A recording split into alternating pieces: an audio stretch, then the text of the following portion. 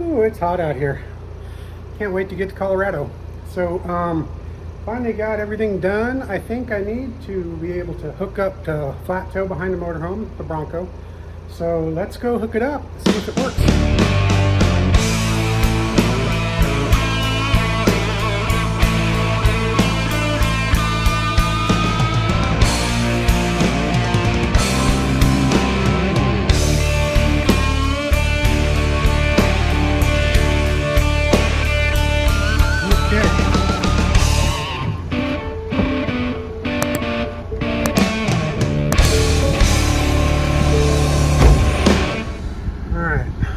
Like you get a quick little tour of my shop and property here. Oop, still getting used to this hand electric brake here. Okay.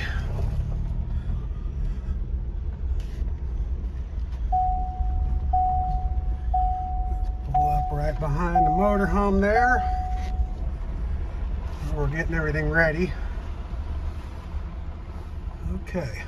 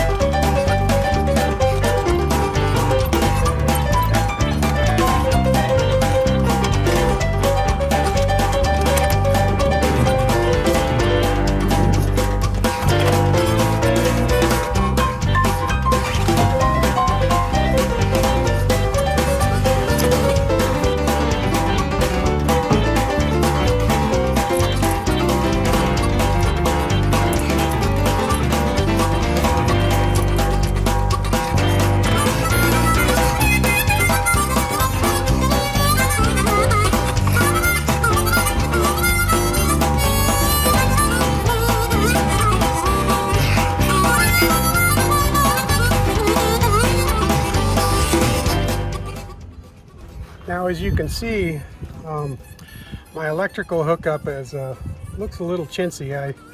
I realize that. So what happened here was on the electrical, we're gonna have to do another video on that at some other point after I do some more research. The right way to do this, of course, is to just have an umbilical from the coach to the vehicle, and that plugs into the vehicle's electrical system and actuates the actual tail lights, brake lights, and blinkers on the towed vehicle. I didn't have time to research all that. I think it's fairly easy. I was able to buy it for my Jeep. I was able to just buy a harness from Mopar that was easy to put in. Ford doesn't have one yet for the Bronco. I know there's universal kits I can use, but I was kind of running low on time. So we will do that in a later video and document it. And you know, because that's eventually what I'd like to do. I'd like to do it the right way. But for now, what I've just done is, here, let me turn this around. I'll show you what I did. Sort of a jerry-rigged deal, jury-rigged, jerry-rigged, whatever you call it, Jimmy-rigged. So I had some extra LED trailer lights in shop. So I just kind of zip tied them on there. And then I bought some flat 4-wire trailer wire, and I spliced it all together, ran it down the frame rail, and there was barely enough to come out right there and run over to the 4-pin flat hookup on the motorhome. All right, so let's get in the Bronco and set it up for flat towing according to the owner's manual. Okay, so let's go ahead and get this thing set to flat tow. And I'm actually re-recording this after our trip because the lighting was pretty crappy in the video. So anyways, if you're wondering why everything's all dirty in here, there's some Colorado dust on these on the interior of this Bronco. Okay, so we have the accessories on. I happen to have a tire pressure monitor fault right now. That's just because I have some different wheels on it. So disregard that.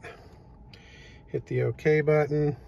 Okay, so it's a really simple procedure, but if you need to refer to it, there's actually in the owner's manual, and you can get to it right here on the screen, there is a procedure for putting it into tow mode.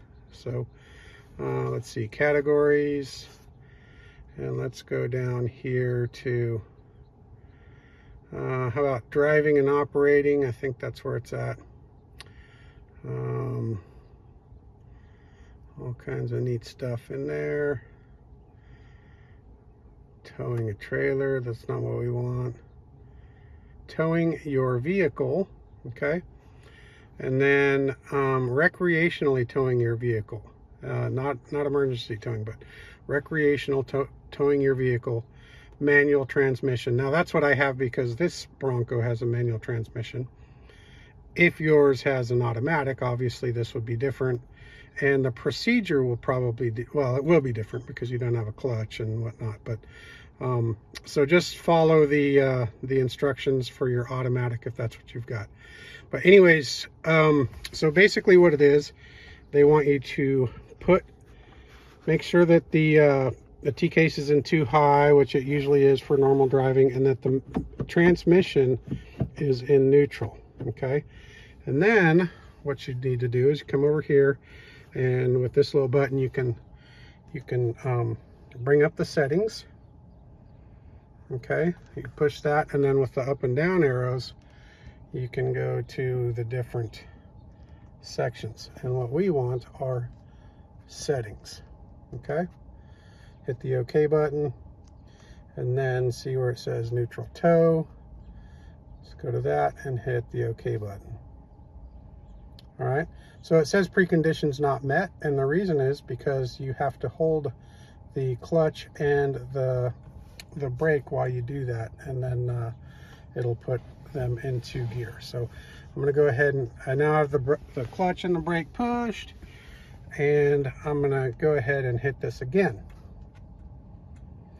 Okay, and now apparently the conditions are met. It says hold OK to initialize neutral tow. So I'm holding OK. It's initializing. Okay, and I can actually hear the shift in progress. So what it's doing, and it says leave transmission in neutral. All right, so you can go ahead and let off the brake and clutch now. So what that did was it actually put the transfer case into neutral. There isn't a switch for that on the goat mode knob that controls the transfer case, so it does that electronically through this procedure. And I know it seemed a little cumbersome, and it was to me the first time I did it, but once you've done it a couple times, you can do it in seconds. It becomes second nature, so it's really not as cumbersome as I made it out to be just now. So pretty much get in the car, turn it on, and then just a couple pushes of the button. You do want to make sure that your emergency brake is off, obviously. And normally, if most of the time when you're towing these, you will have a backup camera on the RV, or you can just have somebody stand outside and watch as you pull away for the first time, just to make sure all the wheels are turning, and that if your emergency brake is still on, the back wheels will lock up. So before you haul ass, just make sure you confirm all that. But that's how you put the Bronco into tow mode. It's really simple. And all right, we'll go from there. Oh, we're about 100 miles in. So far, so good. Bronco's towing nice. Don't mind my mismatched spare tire there. Still got the pizza cutter on the back. But yeah, Bronco's towing good. Motorhome doesn't seem to mind it being back here. Got to get just a little bit of this expensive ass California diesel. Just enough to get us out of the state. So, but hopefully we'll be able to get some cheaper diesel a little bit later this morning. All right, well, so far so good. Good morning, everyone. All right, we stopped here just shy of Vegas to get a couple hours of shut-eye. Man, it's such a late start. Ooh. We didn't even leave the house till midnight. Yeah, so anyways, we got to here, I don't know, at about 3:20 or so. Yeah, so sun's just coming up and we're about ready to get back on the road. Now Chanel's doing really good behind the motorhome. No problems so far. Motorhome barely knows she's there. Yeah, flat tow mode seems to be working pretty good. So no problems so far. We're just ginning along in the motorhome, heading to Colorado. Hey, Dusty. Howdy. Got all our stuff there. There's seat stealer in the back. Hey.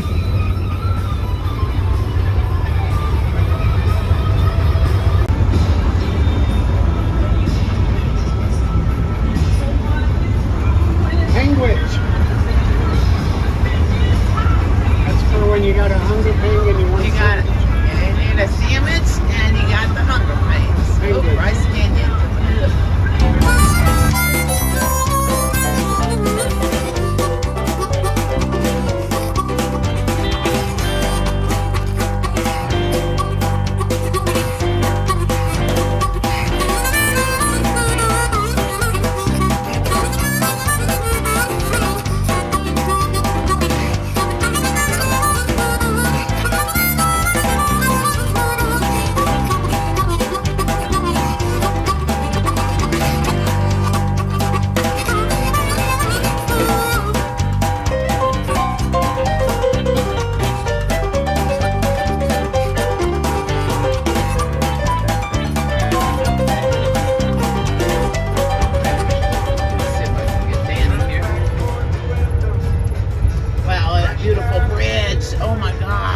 So gorgeous.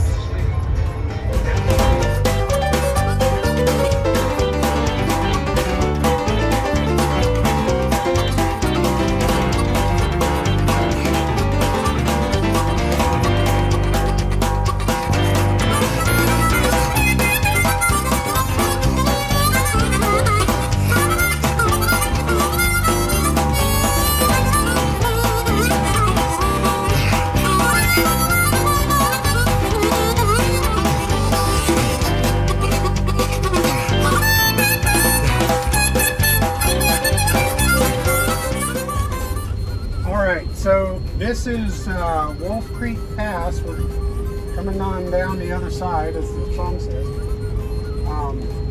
Pretty steep pass, actually. We're towing the Bronco, as we have been for the last week. We towed it from California out here to Colorado for an event, and now we're on our way back home. And the thing tows pretty well. It's like it's, you know, anything else we've towed back there. And gosh, this is pretty scenery out here. A little sad seeing a bunch of dead pine trees from the bark beetles. We have that in California too with some of our pine trees. But this is the world famous Wolf Creek Pass, way up on the Great Divide, and we're trucking on down the other side. Yes, there's a hairpin turn coming up here. Coming up here, welcome. My Check guess this is out. that since the C.W. McCall song was recorded, this road has probably been straightened out and quite a bit. Look at this. But it's still... No brake ramp right there. Ooh. Yeah. What was the grade? Like a 7 or a 9%? It's a sustained 7 to 8% grade. grade. Yep. So Here's this hairpin turn they've been telling us about for the last 5 miles. we've done sharper hairpins. There's sharper ones on Oh wow, look at this. That was neat. This is hairpin. Yeah. I guess that's fairly sharp for a highway, but we did a sharper one on the way into Buena Vista. But we were coming uphill on Highway 24 out of Vail, going over the pass 7% into grade, yeah. into Leadville. So state law, vehicles over 26,000 can only go 25. So That's why we've got our flashers on. You can hear that beep beeping in the back. yeah, we're just sitting here in second gear. For those of you that haven't towed much or driven motorhomes, low gear is what keeps you from burning up your service brakes. So I'm not using the brakes at all. It's just the engine. He didn't even have his feet on anything. You can It's see. just the engine. Holding it back. Yeah, this coach has an exhaust brake, so that kind of helps hold it back. So we don't have to use the runaway truck ramps. Thank gosh, that'd be scary. So, yeah. I'll get We out. have to brake a little bit when we come around these Another curves. turn. Absolutely beautiful through here. A lot of water around. Yeah, so for those of you who are thinking of traveling with your Broncos and going to events and whatnot, and you want to pull it behind a motorhome or something, you know, they really do tow nice, and Ford has designed towing capability into them. Oh, tell everybody what we found out about the towing miles.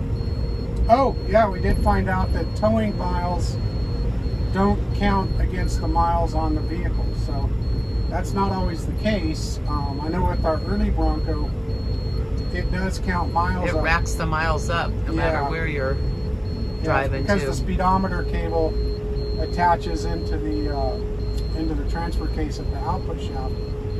But that's only if we tow it without disconnecting the rear drive shaft, which we typically do. We typically do not disconnect the drive shaft on the early Bronco if we're towing 100 miles or so or less. But over that, we have to disconnect the drive shaft.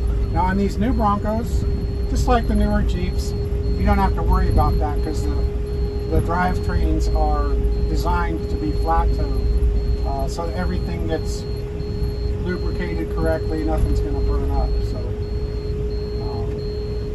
but yeah, it's been a pleasure towing this Bronco. And what beautiful country this is out here in Colorado. Yeah, it's beautiful out here.